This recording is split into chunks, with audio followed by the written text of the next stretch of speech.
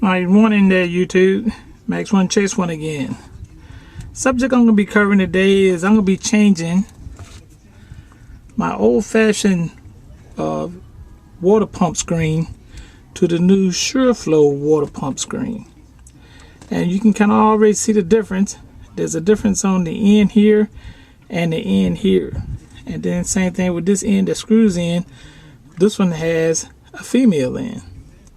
So stay tuned and I will cover how I changed the old screen to the new screen and some of the addition features I had to adapt to change the old system to the new system. Now before we really get started, notice here that I added a ball valve. It's a 1/2 inch ball valve on the inlet side, and I added the same ball valve here on the outlet side. So if I ever had to shut the water off, I could just shut it off from right here where the pump is and do whatever work I need to do with the pump. So if you also do those same type ball valves, I recommend people add those on their toilet, so if they go out or if the toilet just wouldn't stop running, you can go there and actually shut the water off by the turn of a handle, and it doesn't interrupt the water to the rest of the RV. The reason why I'm changing this old filter screen system to the new filter screen system is, for one, that I don't think you can buy these anymore, and then also too, when I did the winterizing here in Virginia, I had a tricky night one night, I guess, and I thought I had drained all the water out, but water was left in here. And what it did, it cracked one of these little clips here that help hold this piece to this piece, and it's not maintaining the water pressure. So I decided to say, well, that's only about like 20 bucks. I'll just go ahead and change it out and put in the new system. Alright, first of all, what I'm going to do, I'm just going to unscrew this, and this is going to come off from here.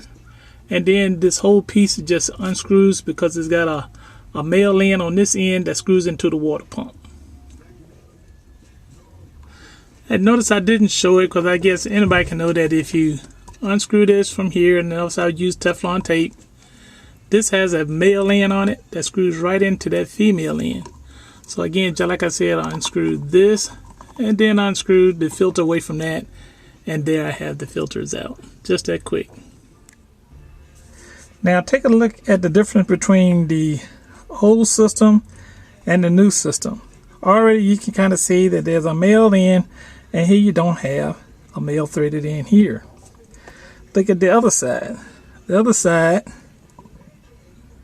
it has a female end, and here it has a female threaded end. So there's going to be some equipment that you have to adjust to be able to transfer from the old system to the new system, and I will show you those pieces right now. Now for my changeover, some of the equipment that I'm going to use, as you can see, this is a reinforced vinyl tubing.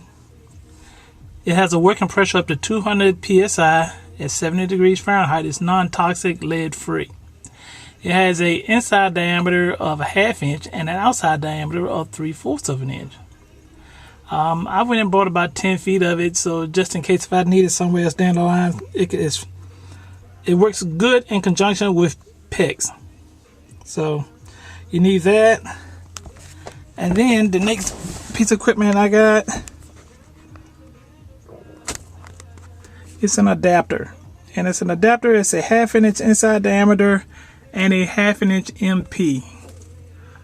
You can kind of see the number for the adapter is a 891450 A-387. I got that from Lowe's, and you can see it in the bag, but this is what it looks like. It really has a male end, and then it has a slip-on end for the reinforced vinyl hose to fit on.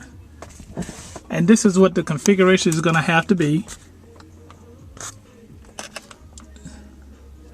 for the female end here. This 1/2 inch end is going to screw right into that. And then this hose is going to go into that with a clip. You need some of these clips too. And then I got the small vinyl holes. I might not need that much. And then also too, that clip is going to fit on that. And this clip is going to fit on that right there. And then for this side, it's going to be the same configuration. The male end is going to go into the female end. And follow suit too, it's going to have a hose and a clamp. And then the other hose, the adapter is going to go on this end to screw into the pump. So we hope that works out right, and you'll see how it results after I finish. Well, I was jumping the gun a little bit, as I noticed that I do have a female in here and a pump, and the pump has a male threaded in, so I won't need the hose on the other side. I would just screw this right into the pump. Alright. Okay, here's another dilemma I had, is that you'll find things out as you go along. So whenever you take your RV in to have it worked on, just have a little patience, because these guys go through the same dilemma. What dilemma I had was that, you see, when I was going to take this piece and screw it right into there, but see, the only thing about it, this piece comes all the way up to the end and it's not tight. See it? It's not tight. And this piece here, this piece is screwed in there tight. So if this is loose, you're going to have a leak. So how I fixed that is that I also have brought this shock bike piece. Part number is 818245-158. And what it does, it has the PEX end with a rubber boot on it and the threaded end. And what I did with that, you know that screw I had here, and that PEX pipe went all the way down to here? Well, I cut that section out, and what I did, I just took that PEX end and just stuck it into here and used the screw end and screwed it into this adapter piece, and it worked perfect.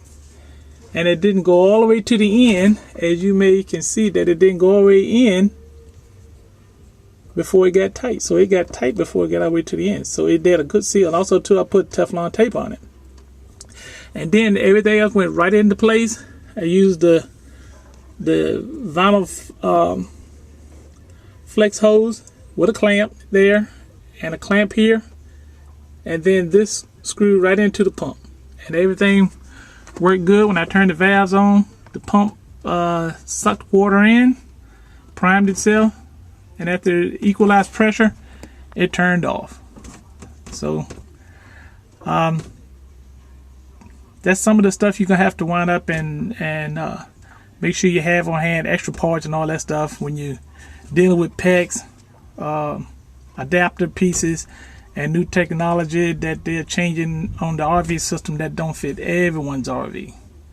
So just be flexible with it. Now this job right here saved me over $200-300 or more from having me to take it to the RV dealer and them to do it.